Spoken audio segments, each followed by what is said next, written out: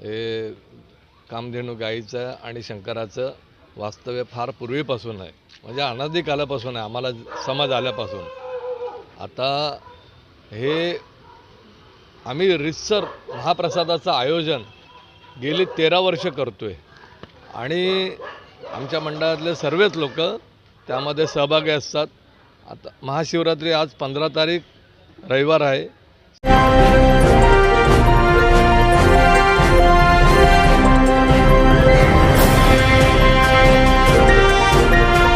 आप देख रहे हैं जस्टिस 24 न्यूज। कुर्ला में जय भवानी क्रीडा मंडल द्वारा महाशिवरात्रि उत्सव धूमधाम से संपन्न। मुंबई कुर्ला पश्चिम स्थित न्यू मिल रोड पर जय भवानी क्रीडा मंडल द्वारा आयोजित महाशिवरात्रि उत्सव श्रद्धा और भक्ति के माहौल में संपन्न हुआ, जिसमें बड़ी संख्या में श्रद्धालुओं ने भाग लेकर भगवान शिव का आशीर्वाद प्राप्त किया। यह कार्यक्रम सुबह 6 बजे महाअभिषेक पूजा के साथ प्रारंभ हुआ, जहाँ विधि विधान से भगवान भोलेनाथ का अभिषेक किया गया और पूरे परिसर में ओम नमः शिवाय के जय घोष गूंजते रहे। रात 11 बजे से भजन कीर्तन और जागरण का आयोजन किया गया, जिसमें भक्तों ने पूरी श्रद्धा के साथ हिस्सा लिया और देर रात तक भक्ति रस में डूबे रहे। 17 फरवरी महाशिवरात्रि के उपलक्ष्य में महाप्रसाद भंडारा का आयोजन किया गया, जिसमें सैकड़ों लोगों ने प्रसाद ग्रहण किया। मंडल के अध्यक्ष और समाज सेवक अनिल मांडवकर, उपाध्यक्ष उमेश दलवी सहित अन्य पदाधिकारी और कार्यकर्ताओं ने पूरे कार्यक्रम की जिम्मेदारी संभाली और सभी व्यवस्थाओं को सुचारू रूप से संचालित किया। नमस्कार, आप देख रहे हैं मेट्रो दिनांक टीवी न्यूज जस्टिस 24 न्यूज़। इस वक्त मैं यहाँ पहुँचा हूँ कुर्ला के वेस्ट जय भवानी चौक में। हम आपको दिखाने का प्रयास करेंगे। यहाँ पर हमारे साथ इस वक्त मौजूद हैं अनिल मांडवकर जी। तो आइए हम जानने का प्रयास करेंगे। यहाँ पर आप को हम हमारे चैनल के माध्यम से दिखाएंगे जिस तरह की काफ़ी महाशिवरात्रि आज कई जगह ज़ोर शोर से मनाई जा रही है। तो फिर एक बार हम यहाँ पहुँचे हैं जय भवानी चौक में। आइए हम उनसे ही जानकारी लेंगे। यहाँ पर अनिल जी, आपका स्वागत है हमारे चैनल में।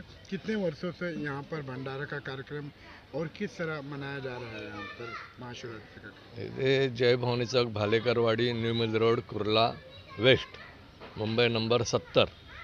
इथे आम्ही लहानपणापासून मोठे झालो. आमचा जन्म इथलाच आहे.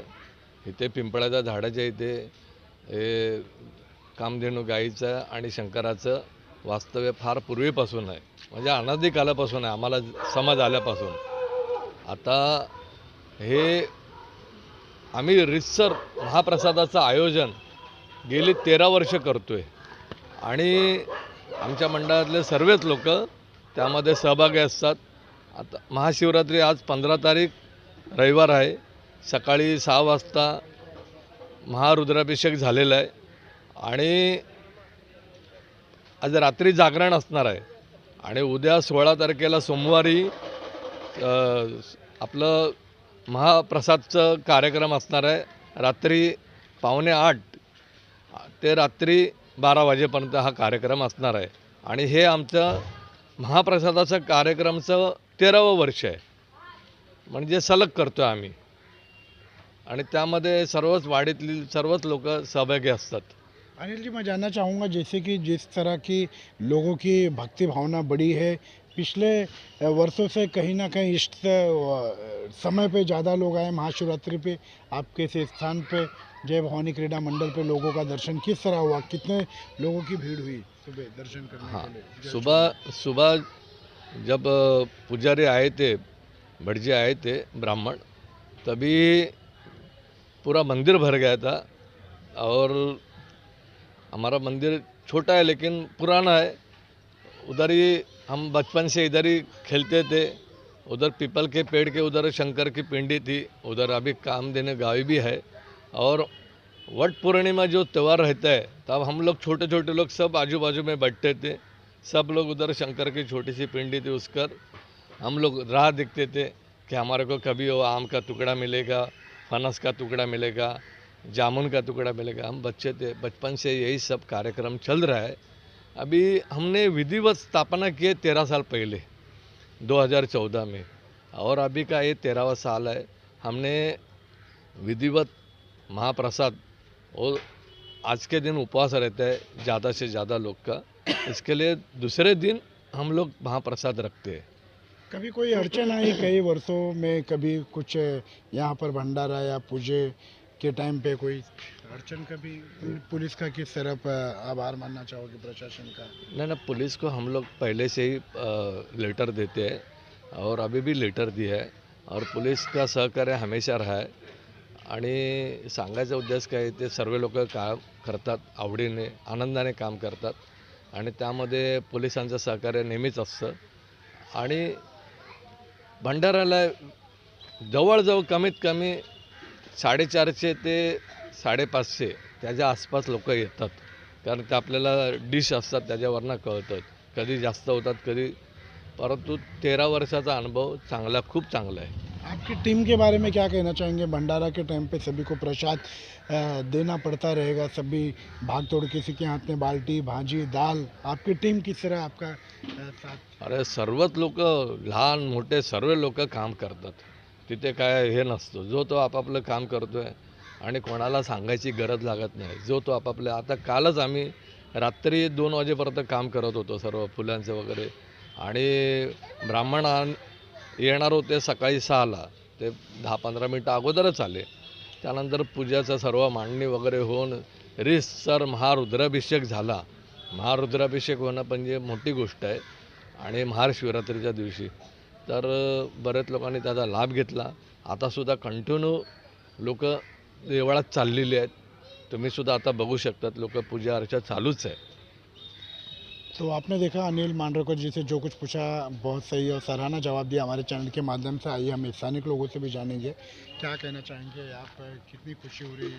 ये इतने साल से जो अनिल मांडरकर से मंडल के सगर ये कर रहे हैं, हमें उसमें ज़्यादा खुशी मिलती है, और जो भंडारा रखते हो उसमें भी हमें ज़्यादा खुशी मिलती है. बहुत खुश हैं यहाँ के स्थानिक लोग. युवा पीढ़ी, हम इनसे भी जानेंगे कितनी खुशी हो रही है आज.